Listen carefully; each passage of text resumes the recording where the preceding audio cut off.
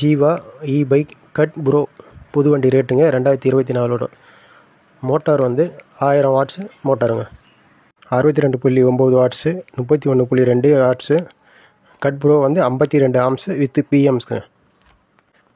Overall size வந்து 1700 × 730 × 1030 எம்எம்ங்க. Wheel base வந்து 1230 எம்எம்ங்க. Break type வந்து ஃப்ரண்ட்டும் டிஸ்க்கு பேக்கும் டிஸ்க்குங்க. டயர் டைப் வந்து 90x12ங்க. ஸ்பீடா மீட்ரு வந்து டிஜிட்டலுங்க.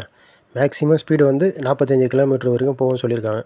ரேஞ்சு வந்து 100 km வந்து கட் ப்ரோ 150 kmங்க. சார்ஜ் டைம் வந்து 4லேருந்து ஒரு 6 மணி நேரம் போட்டால் ஃபுல் சார்ஜ் ஆகிடும் போட்டிருக்காங்க.